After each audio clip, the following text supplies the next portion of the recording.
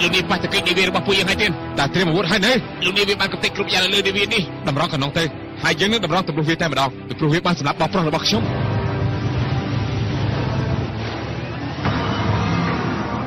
យើងមានអាវុធដើម្បីវាយប្រហារជាមួយនឹងវាហើយទៀតហើយបន្ទាប់មកកំណត់លេខ310ទៅប៉ុន្តែវាខ្ទេចអស់ហើយទៀតឯងមិនច្បាស់ហើយនៅលោកពួកនិវត្តនៅក្នុងទឹកលោកឆាប់បណ្ដោយកប៉ាល់របស់ពួកយើងទៅហើយយើងនឹងកម្ចាត់វាចោល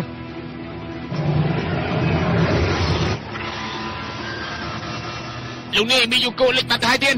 លោកសូមលោកជួយកំណត់លេខ310ដល់ខ្ញុំទៅតែកំពុងតែមានពួកនិវត្តនៅក្នុងទឹកណាលោកនាយ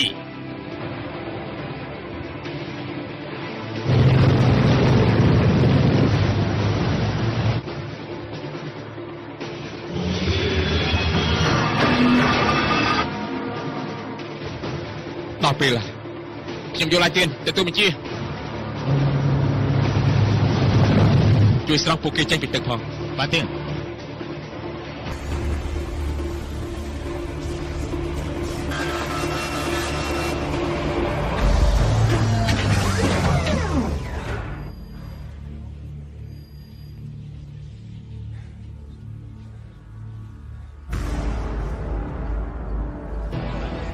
តើមានអ្វីកើតឡើងបាទហើយតើមានអ្វីកើតឡើងទៅហើយអ្វីបានជាពួកគេចាំបាច់ត្រូវបាយផាពួកយើងណោះ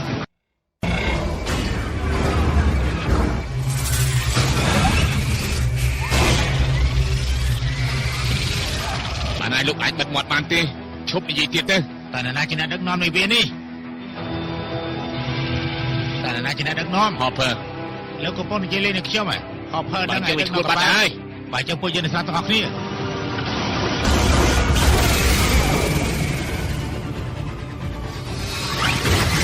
តែពួកស្អីអស់នៅវាមកពីណាទៅ